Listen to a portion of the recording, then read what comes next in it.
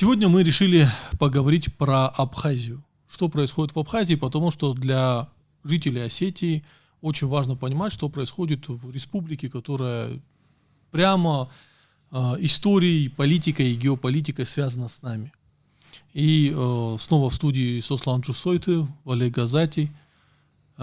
И первое, о чем я хочу сказать, на ваш взгляд, по-моему, это очевидно, что, вы сейчас согласитесь или нет, Россия немного перебарщивает с тем, как она поддерживает одного кандидата, Гунбу. На ваш взгляд, с чем связано вот такой какой-то... Я просто не помню, чтобы так Кремль поддерживал своих кандидатов на выборах в Южной Осетии. А сейчас такое ощущение, что прямо там все ставки поставлены на зеро, знаешь, как все пошли ва-банк.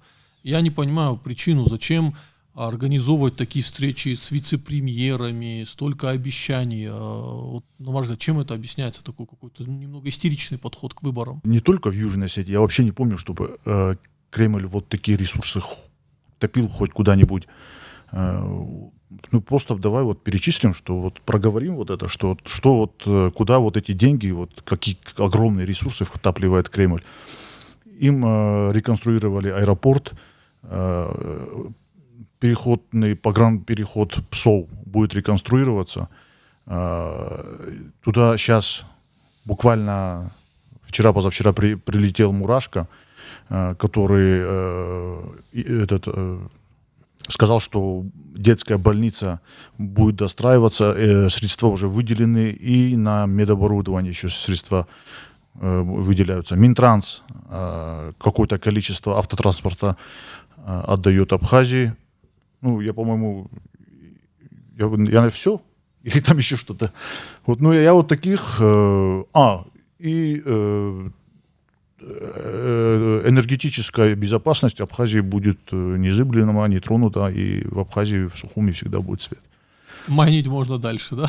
Майнинги могут жить спокойно, работать на прокремлевского кандидата, так как они им обещают, что никаких проблем уже со светом не будет. Это же такие-то колоссальные, скажем, поддержка. Это не колоссальная поддержка, это можно назвать вмешательство во внутренние дела Абхазии.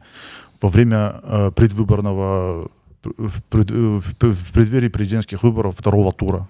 Валя, извини, что я тебя перебиваю, но ты знаешь, неплохо было бы, если бы Россия вмешивалась во внутренние дела Южной Осетии тоже с такой поддержкой, такими деньгами.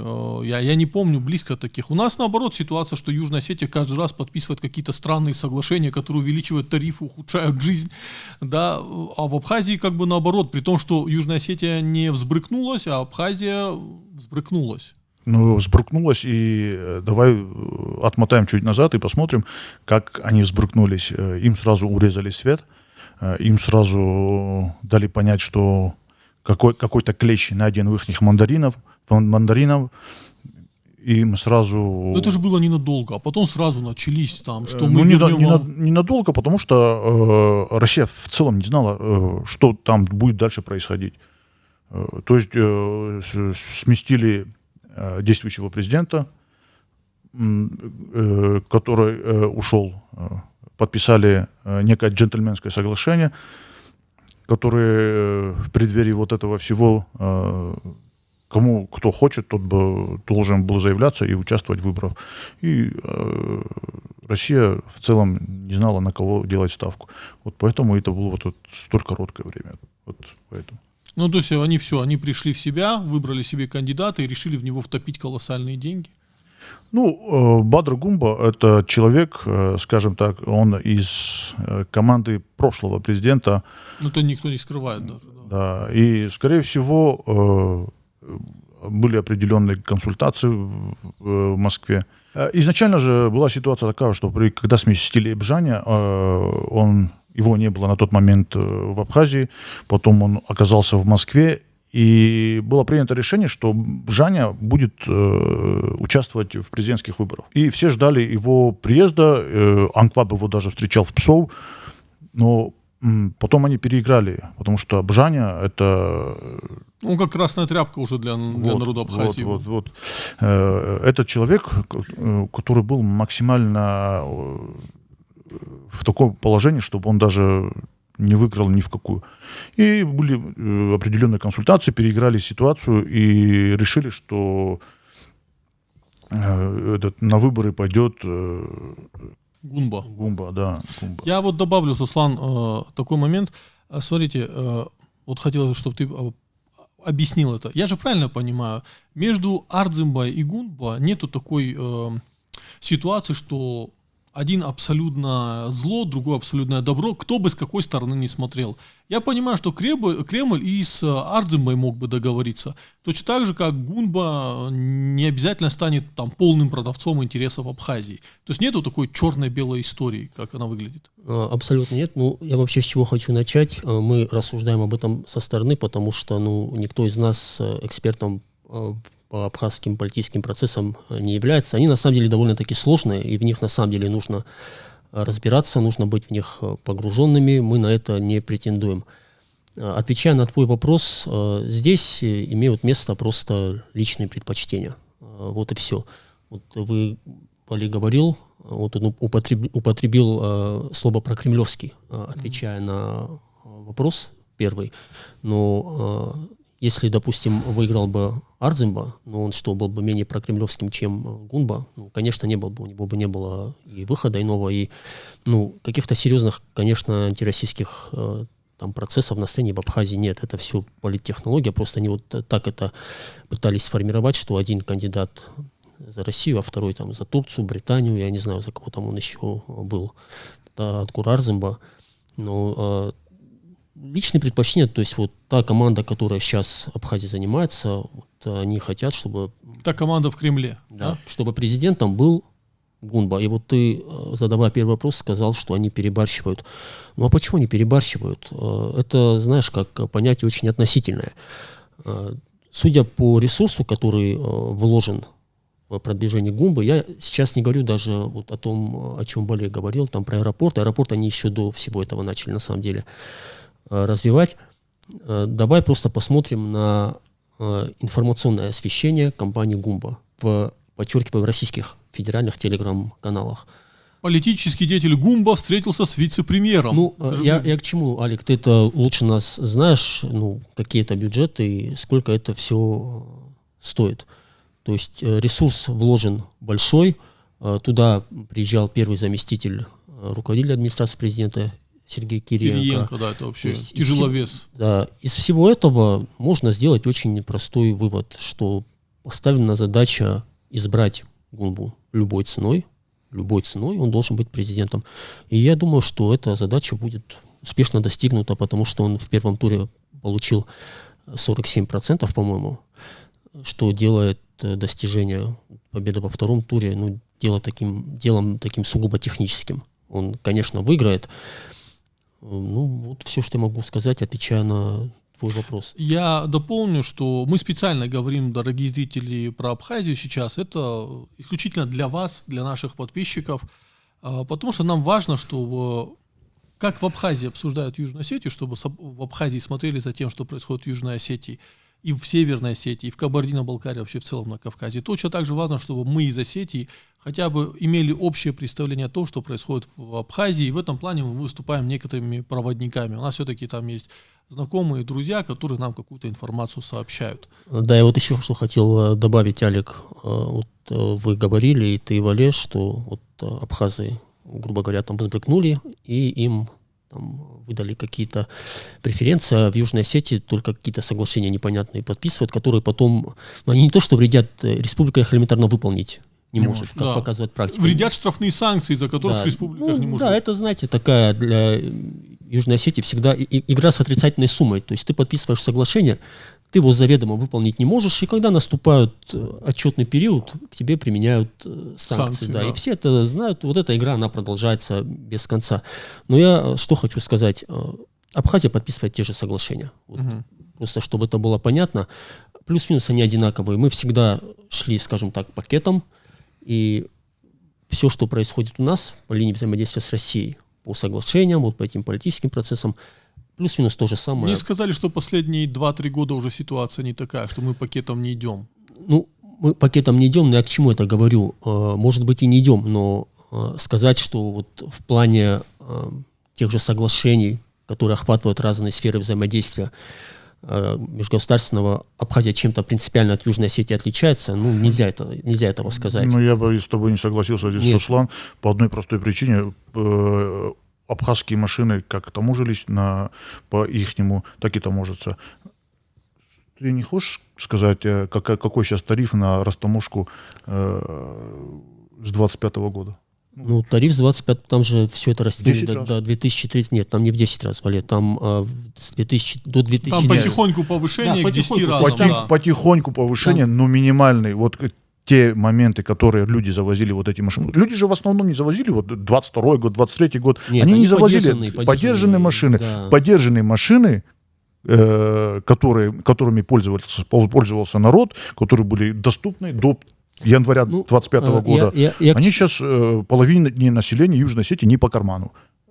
Со временем вообще никому это не будет по карману, ну мало кому, точнее. Я к чему это просто говорю, что какого-то ставить вопрос так, что, вот, грубо говоря, мы постоянно двоечники, а абхазы отличники, это не так. Ну, с этим я согласен. Да, плюс-минус одно и то же. Единственное, конечно, у Абхазии намного больше пространства для маневра. И они этим пользуются. Пока что, по крайней мере, ну, в этом плане. Мне кажется, что у них маневра для пространства стало больше. Вот у них сейчас какое-то окно возможностей. Я с этим категорически не согласен. Может, наши абхазские зрители там со мной не согласятся.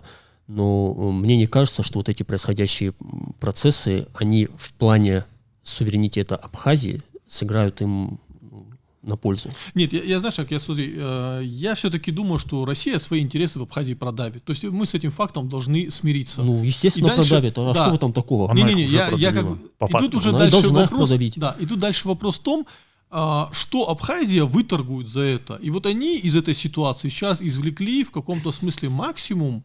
Ну, извини меня, электричество их попугали, что электричество Алик, давай, знаешь, как скажем иначе. Время покажет, что они для себя из этого выторговали. Вот сейчас об этом на самом деле рано говорить. Я могу к твоему аргументу представить контраргумент и сказать, что Россия заинтересована в Абхазии как в неком экономическом ресурсе, и все эти инвестиции, которые они сейчас делают, они делают для себя, они тем самым наращивают свое присутствие в Абхазии. Это тоже довольно-таки такая легитимная точка зрения. Поэтому как это все сформируется, покажет время. Посмотрим. То есть мы же на самом деле не знаем, ты это правильно заметил, как себя поведет там тот же Гунба, когда, если его выберут. Слушай, вот если вы помните Бжанию, Москва категорически отвергала Аслана Бжания. Ну, почему она его отвергала? Ну там было несколько историй, когда, вот, скажем, я помню, в российских информационных ресурсах была даже информационная кампания про Бжанию такая, что Олег, кампания была, но знаешь, как вот слово «категорически отвергать», оно довольно-таки радикальное, потому что политики в Абхазии и Южной Осетии, которых Россия радикально отвергает, да. У них лишают паспорта просто. Ну, по крайней мере, они не баллотируются в президента. Это я вот хочу точно сказать. Алику вот по его реплике вопрос еще один надо задать. А Алана Гаглоева Россия не отвергала? Отвергала, да. Ну, тоже отвергала. Я сейчас понял, что категорически отвергал, это неправильно. Вот к этому у тебя есть, Руслан, замечание. Про Алана Гаглоева была информация, что он там чуть ли не глава преступного клана распространялось, что прочее. То же самое и при Бжане было, что он чуть ли не протурецкий кандидат. Алик, это все зависит, я же говорю, от той команды, которая сегодня работает в Москве по Южной Осетии и Абхазии. Для кого-то одни неприемлемы. Потом что-то меняется, или люди меняются, и для них уже бывают эти приемлемы. А те нет. Даже не столько эти приемлемые, а эти неприемлемые, но уже бывает факт. Его вот избрал народ, с ним надо работать. Да, ну я к чему? То есть вот все это рассматривать с точки зрения каких-то вот абстрактных геополитических национальных интересов не стоит. Так мы до истины не дойдем. Тогда я упрощаю. То есть, условно, Ткачев, миллиардер. Ткачев, Иванов, Петров, неважно. Вот сейчас... Который хочет в Абхазию зайти, и он просто подключил большой ресурс. Ну, скорее всего так. Ну, это так во всем мире устроено, вот, и так это работает. Вот сейчас, на данный момент... Трамп решил в Газе курорт построить. Да, кто ему запретит, как говорится. Выслать людей и построить курорт. Да, вот сейчас в Абхазии такой расклад. Совершенно очевидно, повторяю, что поставлена задача, Гумба должен быть президентом любой ценой. Эта задача, она будет достигнута. Меня просто как гражданина Южной Осетии немного вот с легкой завистью смотрю на то... Ты хочешь, чтобы нам тоже перепало что-нибудь, да? Да, ну почему, когда вы Бибилова пытались протолкнуть в президенты, ну тоже бы втопили в него столько денег, да? Теперь сейчас смотришь, такое ощущение, не так уж вы хотели идти Бибилова, Кукойты, кого я не знаю еще. Ну то есть как-то вот несоразмерность ресурсов каких-то. Ну, я хочу напомнить, если ты забыл, что там все это началось вот с этого соглашения инвестиционного. Нет, там чуть-чуть раньше все началось. Не, там... вот эта история, просто говоря об отношениях России и Абхазии, и России и Южной Осетии, нужно понимать, что в Абхазии много другой экономический ресурс, ну, и да, в России есть элитные финансовые, там, промышленные группы, которые в этом ресурсе заинтересованы. И вот этим и объясняется то, что происходит. Я хочу добавить, что вот Сослан сказал про вот это инвестиционное соглашение, но вот накал между Абхазией и Россией чуть раньше. Если ты помнишь про дачу вот эту. Да. Дача в Пицунде. Да. Вот эта дача, государственная дача в Пицунде, где сейчас Гумба говорит, что эта дача всегда была российской, еще советских времен. Это и Багапш говорил, кстати говоря. Да, и, ну, как бы вопросы по этой даче просто были раздуты. Ну, и первые трения начались вот с этой дачей, а потом уже с инвестиционным соглашением, где абхазское население, абхазское общество посчитало, что оно для них прям кабальным, то есть они просто уничтожат весь малый бизнес, вообще любой бизнес в Абхазии, и абхазцы будут просто работать у них официантами и носильщиками. В эфире «Комсомольской правды» депутат Удальцова, она тоже говорила про это соглашение.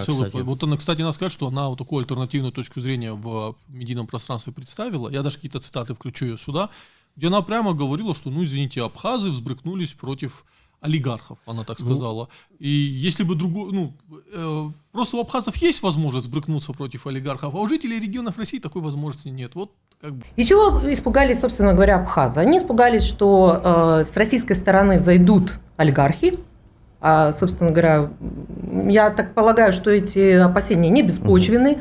И сделают примерно то же самое. Застроят не только всю береговую линию, а я уже приезжала вот недавно и видела, что там некоторые места уже, да, вот в Сухуми, по-моему, на Сухумской набережной, там уже начинаются вот такие строительства, там, не знаю, кто там строит, точно не вникала. Они переживают, что залезут в горы эти олигархи, настроят там, ну, сделают поляну. Но ведь суть Абхазии как раз в том, что поляна у нас уже есть, понимаете. Сочи, вот это гетто у нас тоже уже есть. С переполненными пляжами, с грязным морем. Я тоже очень не хочу, чтобы застроили горы, чтобы наделали там, я не знаю... чтобы нарушили аутентичную природу страны. Вот этого не хотят абхазы, этого не хочу я, но есть опасения, что этого хотят те, у которых много миллиардов в России, которые хотят в эту Абхазию залезть со своими миллиардами. То есть это надо было просто обсудить, объяснить людям, где какие границы, да, там люди должны были высказать свое мнение, что да, на вот это мы согласны. Вот, ну давайте вот так, там, да, и какой-то компромисс был бы найден. Но этого не было сделано. Вот и все. Соглашение-то, кстати, вроде его поменяли. По крайней мере, я читал, но я нового варианта не видел, но вроде и в него внесли какие-то коррективы. Ну, какие... новый вариант будет обсуждаться с новым президентом, я думаю. И думаю, там оно будет пересмотрено. Насколько пересмотрено, это мы потом уже узнаем. Но... Я думаю, что с первой редакцией там будут кардинальные изменения, потому что народ на это не пойдет. Ну, вот смотрите, в преддверии выборов же еще нескольких депутатов и вообще... Двух депутатов да. Абхазии лишили гражданства России. То есть я не исключаю, что если вопрос по соглашению будет обостряться, то они начнут систематично лишать и гражданства людей раз за разом. Может быть и начнут, может не начнут, но уже начали. Это же началось все с Южной Осетии, да. Прецедент был там. Прецедент был там. Сейчас мы то же самое видим в Абхазии. Ну, обсуждать это, наверное, с нашей стороны будет некорректно. Ну, как именно инструмент давления, вот это лишение гражданства, ну, наверное, очень сомнителен. если честно. Ну, вот, в плане эффективности. Вот.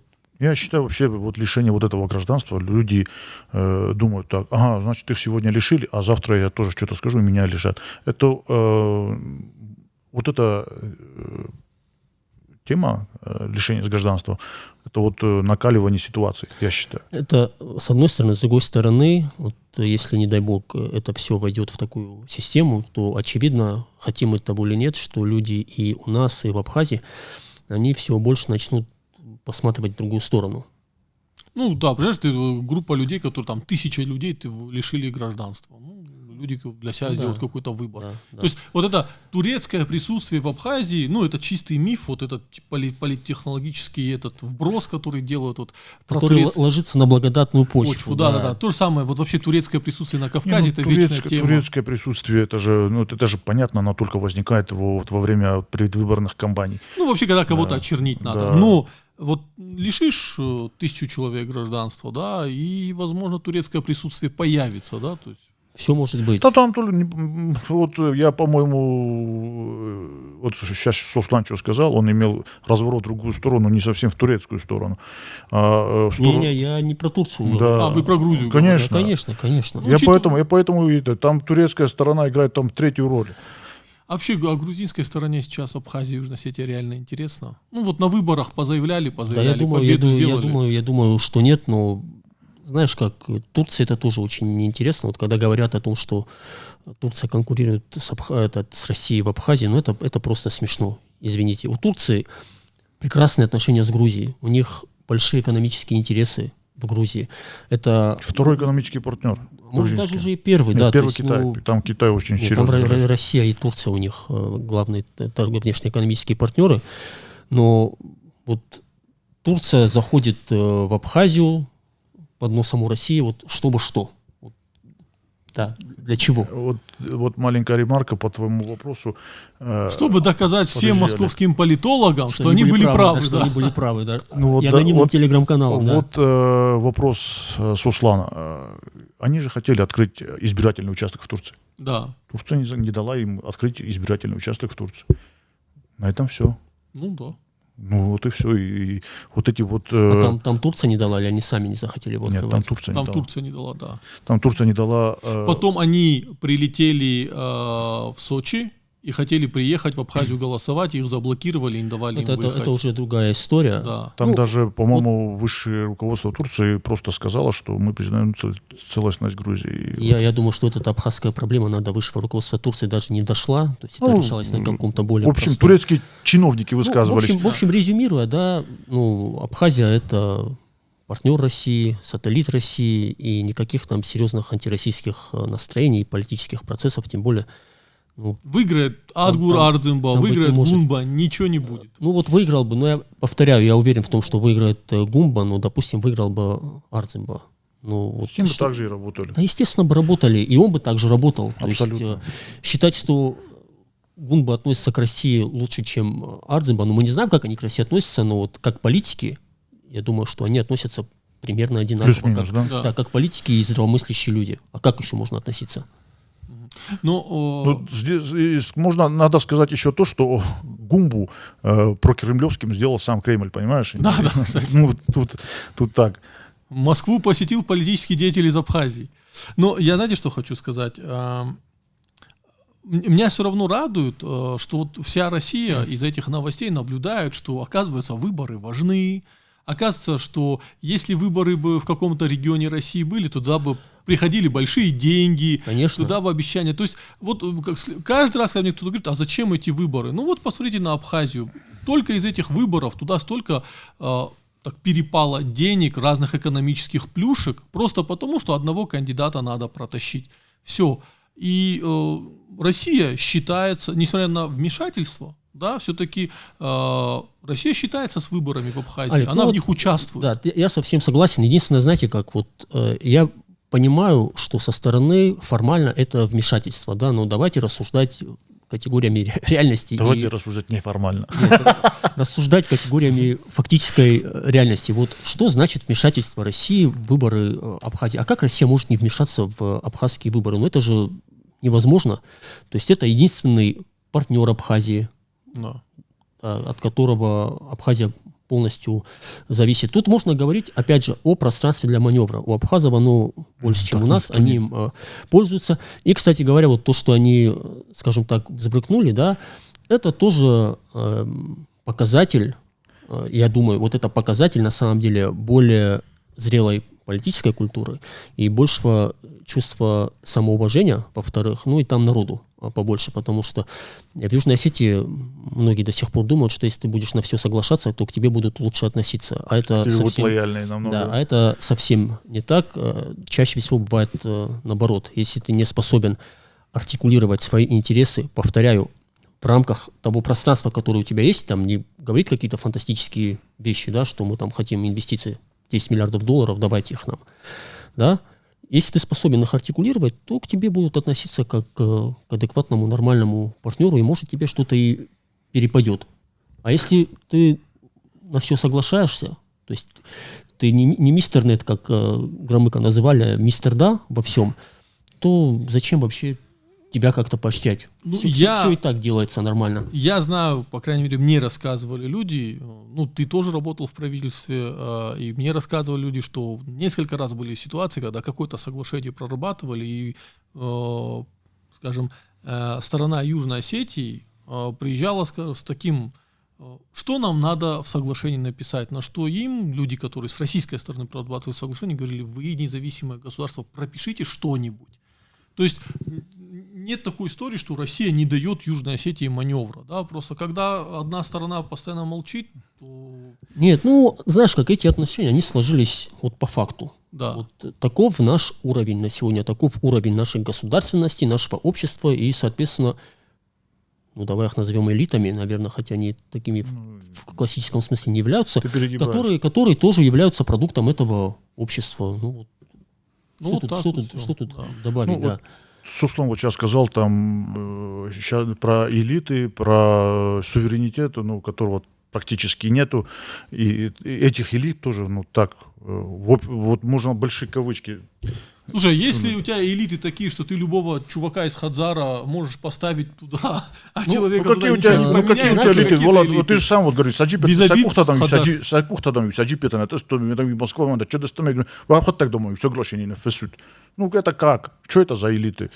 Кстати говоря, вот мы говорим об Абхазии, но вы заметили, как очень быстро и незаметно сошла на нет тема объединения Осетии в публичном пространстве. Да. А было очевидно, что Москва не хочет этого. Я к чему говорю, что вот люди, которые еще 3-4 года назад в Южной Осетии просто днем с огнем искали на улицах врагов, значит, объединения Осетии, кого бы заклеймить антироссийскими элементами, да, вот куда вы делись? Почему сейчас вы вот с тем же рвением не говорите о том, что Осетию нужно объединять? Потому что выборов пока нет. Мы же проговорили это. Нет, не выборов. Потому что это да, наверху сказали тихо. Три человека, значит, паспортов лишились, и оказывается, что тема объединения Осетии, она оказывается не такая и стратегическая. Она на самом деле стратегическая, но ее перестали поднимать и на политическом уровне, и на общественном уровне. И вот для меня это такой очень тревожный, если честно, сигнал,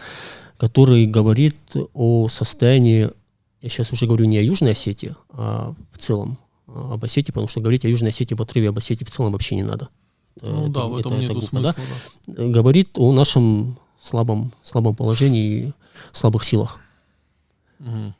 То есть, это, знаешь, как будто по щелчку это выключилось, хотя объединение Осетии — это цель и смысл нашего национального движения с конца 19 века. Для меня это говорит о том, что, постоянно говорим об изменениях, должны быть изменения, нужны изменения, но сейчас республика, она уже подходит к такой, кроме шуток, но такой очень опасной черте экзистенциальной. Завершая наш подкаст об Абхазии, который получился больше об Осетии, это опять же... У нас здесь по-другому не может быть. Да, здесь взгляд на Абхазию из Осетии, потому что мы параллелим эти события, чтобы понимать, в каком положении мы находимся.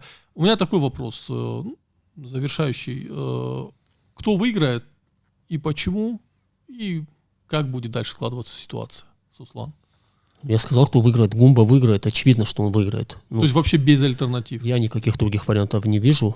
вообще Ну, никаких. Ардзимба набрал 44%. Он не 44 Он набрал, он 34 Ой, набрал. 34 набрал, да. 34. Ну, это тоже существенно. Если бы он набрал 44, то как раз исход второго тура был бы Предрешен. непредсказуемым. Нет, но если бы там было 44-47, грубо говоря, Да. то могло качнуться в любую сторону. Сейчас, я думаю, Гумба выиграет 99,9%. А как будет дальше ситуация развиваться? Ну, известно. продавит инвестиционное соглашение. Нет, соглашение в каком-то виде будет подписано. Мы тоже проговорили, да. Отношения с Россией экономические, они в каком-то виде будут развиваться. Но в каком это все виде будет, известно одному Всевышнему. Мы же не знаем, вдруг у Гумбы окажется какая-то команда там, супердееспособная. Да, кто там будет, какие там люди будут, какие будут договоренности достигаться. Это ведь все, вот, понимаешь, в чем дело? Это все не происходит там на уровне какой-то вот серьезной геополитики. Это все происходит на уровне каких-то вот личных контактов, личных взаимоотношений, личных компетенций. Очень важно иметь компетентную команду. То есть даже если президент там 7 пядей во лбу, а у него министры не знают своих сфер, да, то чего он добьется. А если у тебя сильные специалисты на местах, которые могут там работать, контакты налаживать, сферу свою знают, то это совсем другая история. Поэтому как будет, мы не знаем, но, конечно, мы желаем братской Абхазии успеха, процветания, потому что так или иначе мы пока идем в паре, как два субъекта, и то, что происходит в Абхазии, это непосредственным образом и на нас сказывается. Это на всем Кавказе да, непосредственно сказывается. И наоборот. Поэтому, конечно, вот от всей души желаем успеха. Хотим очень. Я хочу и уверен, что вы ко мне присоединитесь, чтобы вот эти выборы, они ознаменовали, если не перелом какой-то к лучшему в Абхазии, но чтобы вот ситуация, начиная со второго тура, она начала хотя бы медленно, но все же меняться в лучшую сторону для Абхазии, да, для Абхазии и ее народа. Ну, я тут согласен с Русланом, что залив туда такие ресурсы, Бадра Гумба выиграет, конечно, выиграет уже во втором туре. Что мне хотелось бы еще сказать, это гражданского и народного единения нашему братскому народу. Неважно, кстати, важный момент тоже. Неважно, кто сегодня за Ардзимбу, кто сегодня за Гумбу, они все один народ, все братья, и наши братья в том числе. И я бы хотел вот пожелать им просто, неважно, кто там выиграет, кто станет президентом, как всегда говорится, политика — это грязное дело. Но главное, чтобы народ понял друг друга и не было никаких обострений, никаких эксцессов. В общем, мир, дружба, жвачка. Я от себя добавлю, что может быть от Гурбы Ардзимба выиграл, и мне так казалось, что он может выиграть на протестных настроениях, но поговорив с некоторыми ребятами из Абхазии, я все-таки нету такого очевидного отношения, что Ардгур наш, Бадра просто засланник Москвы. Такого отношения нету. К Ардзимбе у многих есть претензии, к Гумбе у многих он есть... же работал министром экономики, да, то есть да, он не со стороны человек. Вот. Ну, то есть он один из частей этих элит. Гумбе, наоборот, многие тоже хорошо отзывались, хотя, то есть о нем мне говорили хорошо те, кто будут голосовать за Ардзимбу, потому что Гумба как бы из команды Бжани. Вот только это, то есть вот то, что он из команды Бжани, вот самый негативный этот фон несет. И поэтому, да, я тоже думаю, что Гумба выиграет. Чего бы я хотел для Абхазии? Чего я боюсь, точнее? Я боюсь, что в Абхазию придут большие деньги, и эти деньги начнут они будут инвестированы в земли, а земли будут выкупаться у абхазов разными красивыми схемами и прочим. В конце концов, абхазы будут отрезаны реальными владельцами земель, окажутся не абхазы. Ну, как это произошло в Сочи, да, то есть местное население не владеет уже землями. Абхазы будут, как в Советской империи, загнаны обратно в какие-то там поселки. То есть они перестанут быть у рычага управления своим государством. К сожалению, так бывает, когда большие деньги заходят в твой регион. То есть очень плохо, когда на тебя сваливается куча денег. Лучше, чтобы у тебя поток денежный рос потихоньку, чтобы вы успели его осваивать. Вот я надеюсь, что у абхазов все сложится так, что они успеют освоить какие-то деньги, и чтобы хотя бы несколько крупных абхазских кланов укрепились и владели землями хотя бы так. Я надеюсь, что будет так, а дальше посмотрим. тоже вот всего самого лучшего братскому абхазскому народу. На этом, думаю, завершим подкаст.